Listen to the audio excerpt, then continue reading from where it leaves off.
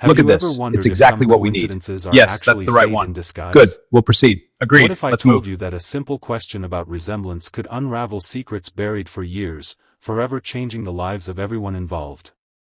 This is exactly what happened when a powerful CEO confronted a struggling single father about his daughter's familiar features. If you're moved by stories of unexpected connections and second chances, make sure to hit that like button and subscribe for more life-changing true stories that remind us how interconnected our lives truly are. The first rays of morning sunlight filtered through the worn curtains of Marcus Reid's modest apartment. At 42, Marcus had the perpetually tired eyes of a man who had been carrying the weight of the world on his shoulders for far too long. He moved quietly through the small living room, careful not to wake his sleeping 12-year-old daughter, Lily, who had fallen asleep on the couch waiting for him to return from his night shift. Marcus gently tucked a blanket around Lily's shoulders, pausing to study her peaceful face. She had her mother's delicate features, the same curved eyebrows and heart-shaped face that had made him fall in love with Catherine all those years ago. But there were other features that had always puzzled him: Lily's sharp, intelligent eyes and the determined set of her jaw that resembled neither him nor her mother. Catherine had never offered an explanation, and after her death from cancer 7 years ago, Marcus had been left alone with both his grief and his unspoken questions. He pushed those thoughts aside as he did every morning. Today was important, his first day at Reynolds Enterprises, one of the most prestigious financial firms in the city. After being laid off from his previous job 3 months ago, this opportunity felt like a lifeline, a chance to finally provide the stability that Lily deserved. The position wasn't glamorous, just a maintenance supervisor, but the pay was better than anything he'd found elsewhere, and the health benefits would ensure Lily could continue her piano lessons and the therapy sessions that had helped her cope with her mother's loss. "Dad?" Lily's sleepy voice called out as she stirred. "Is it morning already?" "Hey, sunshine," Marcus smiled, his exhaustion momentarily forgotten. "Sorry I got home so late. The diner was packed last night." Lily sat up, rubbing her eyes. "It's okay. Today's your big day, right? The new job?" "That's right. And Mrs. Henderson next door will be checking in on you after school. I should be home by 6.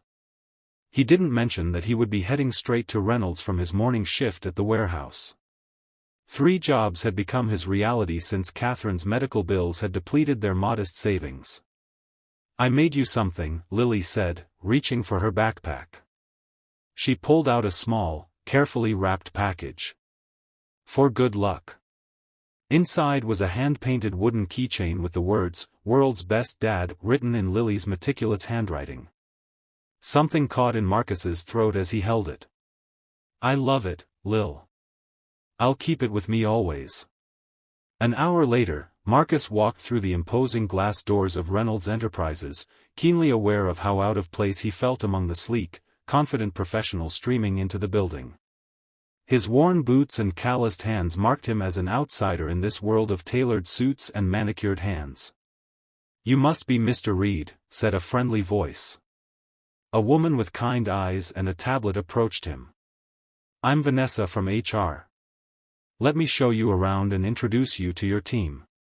The morning passed in a blur of introductions and orientation. The facilities department was located in the basement level, where Marcus met his small team of maintenance workers. They seemed like good people, hardworking and straightforward. For the first time in months, Marcus felt a glimmer of hope that things might finally be turning around. It was just after lunch when his radio crackled. "Maintenance needed on the executive floor. Issue with the climate control in the CEO's office." Marcus's heart sank. His first day, and already he was being called to the top floor. He gathered his tools and made his way to the elevator, rehearsing what he would say, determined to make a good impression. The executive floor was another world entirely, all marble, glass, and hushed conversations. Marcus was directed to the end of a long corridor where double doors opened into an outer office staffed by an elegant executive assistant.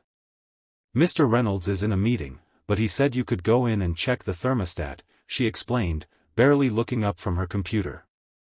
It's been acting up all morning. Marcus nodded and entered the CEO's office, immediately struck by its size, larger than his entire apartment. Floor-to-ceiling windows offered a panoramic view of the city, and original artwork adorned the walls. He quickly located the thermostat and set to work, eager to fix the problem and retreat to the familiar comfort of the basement. He was just finishing up when the office door swung open.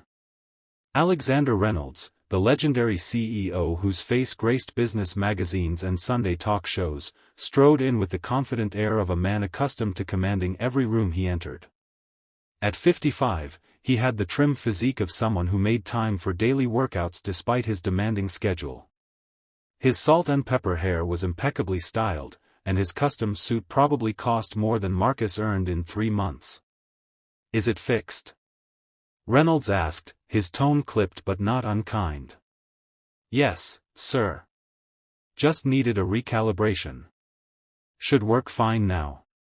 Marcus gathered his tools, avoiding direct eye contact. Something about his voice made Reynolds look up sharply from the papers he'd been reviewing. For a long moment, the CEO studied Marcus's face with an intensity that made Marcus uncomfortable. "Have we met before?" Reynolds asked suddenly. "No, sir. This is my first day." "Marcus Reid, maintenance supervisor." Reynolds nodded slowly, then reached for his wallet and pulled out his phone. After a moment of scrolling, he turned the screen toward Marcus. "Is this your daughter?"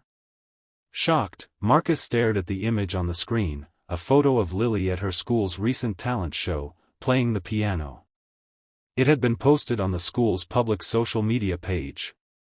"How do you?" "Yes, that's my daughter, Lily." "Why do you have a picture of her?" Alarm bells rang in Marcus's head. Was this some kind of security test? Or something more sinister? Reynolds set the phone down carefully, his expression unreadable.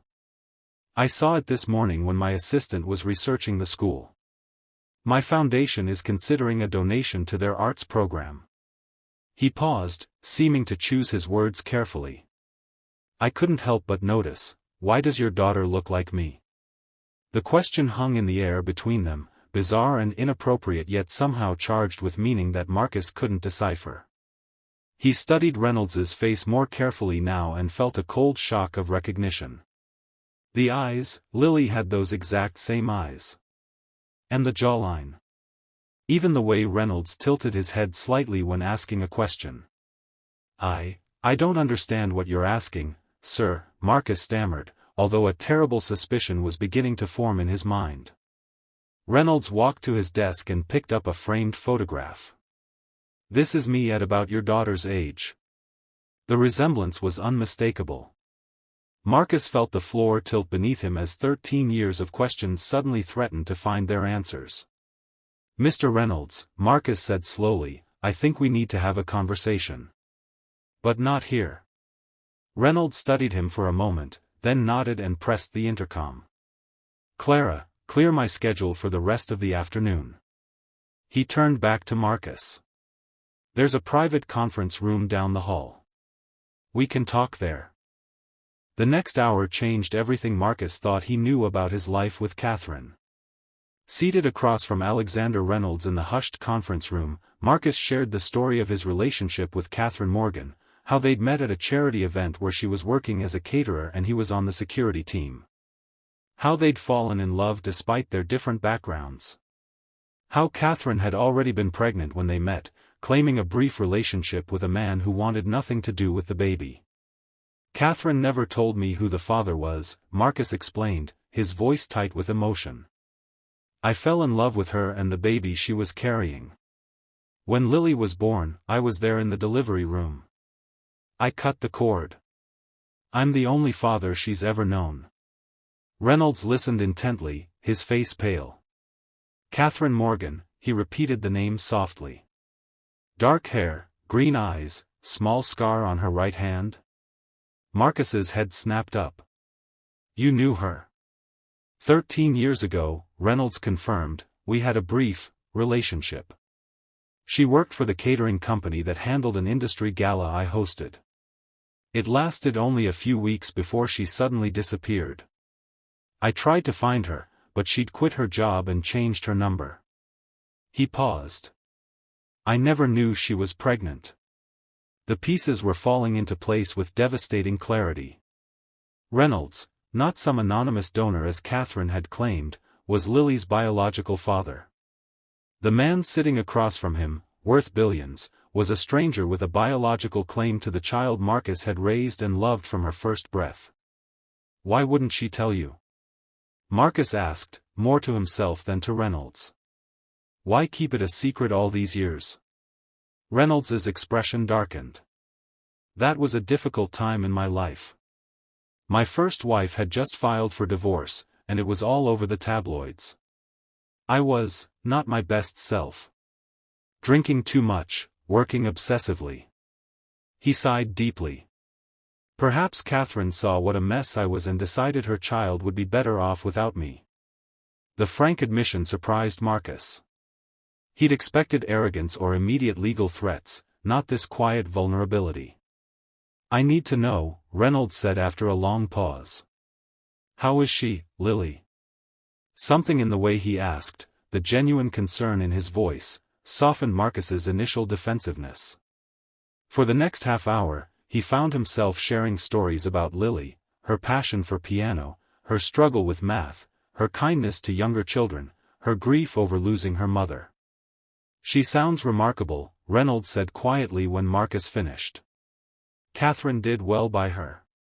You both did. An uncomfortable silence followed, heavy with unasked questions. Finally, Marcus voiced the fear that was tightening his chest. What happens now? Are you going to try to take her from me? Reynolds looked genuinely shocked. Take her? God, no. You're her father in every way that matters. He ran a hand through his perfectly styled hair, suddenly looking much older. But I would like to know her, if that's possible. If you'd allow it. Before Marcus could respond, his phone buzzed with a text from his warehouse supervisor. Where are you? Shift started 20 minutes ago. With a start, Marcus realized he'd lost track of time completely. I have to go, he said abruptly, standing up. I have another job across town. Reynolds frowned. Another job? But you just started here today. Marcus gave a bitter laugh. I work 3 jobs, Mr. Reynolds. This one, plus warehouse shifts and weekend nights at a diner. That's what it takes to keep a roof over our heads and pay off the medical bills from Catherine's cancer treatments. The look of shame that crossed Reynolds's face was unmistakable. I had no idea she was ill. If I'd known. You didn't know, Marcus said simply. Neither of us knew the whole story. He headed for the door, then paused. I need time to process this. And I need to figure out how, or if, to tell Lily. Reynolds nodded. Take all the time you need. But please, don't disappear. I've just found out I have a daughter. I don't want to lose her before I even get to meet her. The next few weeks were among the most difficult of Marcus's life. He continued his punishing work schedule while wrestling with the moral dilemma that consumed his every waking moment. Should he tell Lily the truth about her biological father? Would it help or hurt her to know? And if she knew, would she still look at Marcus with the same love and trust that had sustained him through the darkest days after Catherine's death? Meanwhile, Alexander Reynolds was proving to be nothing like the entitled billionaire Marcus had initially feared. He didn't pressure Marcus for a decision or send lawyers to establish his parental rights. Instead, he sent a simple email: I respect whatever decision you make. But I want you to know that I've set up a trust for Lily's education and future needs. The paperwork is with my attorney whenever you're ready. No strings attached. Marcus stared at those words on his phone screen during a rare break at the warehouse, tears blurring his vision. The trust would mean Lily could go to any college she wanted. It would mean an end to the crushing financial pressure that had been his constant companion. But it would also mean accepting that Lily wasn't entirely his, that another man had a claim on her, however distant. It was Lily herself who ultimately forced his hand. 3 weeks after his meeting with Reynolds, Marcus came home to find her sitting at their small kitchen table, an old photo album open before her. "Dad," she said without preamble, "why don't I look like you or Mom?" The directness of the question left him momentarily speechless. He'd always known this day might come, but he'd imagined it years in the future, when Lily was an adult and he'd had time to prepare. "What makes you ask that?" he managed finally, buying time as he set down his lunch box and joined her at the table. "We're studying genetics in science class," she explained, pointing to a photo of herself as a toddler next to pictures of Marcus and Catherine at the same age. "The teacher said we inherit our features from our parents, but I don't have Mom's nose or your chin." She looked up at him with those piercing eyes, Reynolds's eyes, he now realized. "And sometimes I catch you looking at me like you're trying to figure something out." In that moment, Marcus made his decision. Lily had already lost her mother, he wouldn't build their relationship on lies, too. Taking a deep breath, he told her the truth, that Catherine had been pregnant when they met, that he had loved Lily from the moment he knew of her existence, that he was her father in every way that mattered even if not biologically. "So my real dad is out there somewhere?" Lily asked, her voice small. "I'm your real dad," Marcus said firmly. "I've been there for every skinned knee and every nightmare. I've packed every lunch and checked every homework assignment. Biology doesn't make a parent, love and presence do." Lily was quiet for a long moment, processing his words. "Do you know who he is?" "My biological father?" Marcus hesitated. "I didn't until recently. Your mom never told me his name." "But you know now," Lily persisted, always too perceptive for her age. "Yes," Marcus admitted. "I met him a few weeks ago. By coincidence, he owns the company where I just started working." Lily's eyes widened. "Is he a good person?" The simple question gave Marcus pause. Was Alexander Reynolds a good person? 3 weeks ago, he would have automatically assumed that anyone with that much wealth and power must be corrupt or selfish. But the man he'd come to know through their careful, awkward conversations seemed genuinely remorseful about the past and sincere in his desire to help Lily without disrupting her life. "I think he is," Marcus said honestly. "He didn't know about you until now, but he wants to meet you if that's something you'd want someday." "Do I have to?" Lily asked, a trace of fear in her voice. "Absolutely not," Marcus assured her. "This changes nothing between us. You're my daughter, period. What happens next is entirely up to you." Lily considered this, then got up and wrapped her arms around him in a fierce hug. "You're the best dad in the world," she whispered. "No matter what." Those words gave Marcus the courage to take the next step. The following day, he requested a meeting with Alexander Reynolds, who immediately cleared his schedule. This time, they met at a quiet cafe several blocks from the Reynolds Enterprises headquarters, both men dressed casually in an attempt to neutralize some of the obvious differences between them. "I told Lily the truth," Marcus said after they'd ordered coffee. "Or at least, the parts of it that a 12-year-old can understand." Reynolds set down his cup carefully. "How did she take it?" "Better than I expected. She's always been remarkably resilient." Marcus paused. "She knows you want to meet her." "She's not ready yet, but she didn't rule it out for the future." Relief washed over Reynolds's face. "That's more than I deserve. Thank you for giving her the choice." "It's not my choice to make," Marcus said simply. "But there are things we need to be clear about. If you're going to be part of Lily's life in any capacity, it has to be for the long haul. She's already lost one parent. I won't let her be disappointed by another." "I understand," Reynolds said solemnly. "I'm not looking to swoop in and play weekend dad when it's convenient. I want to earn a place in her life, whatever that looks like."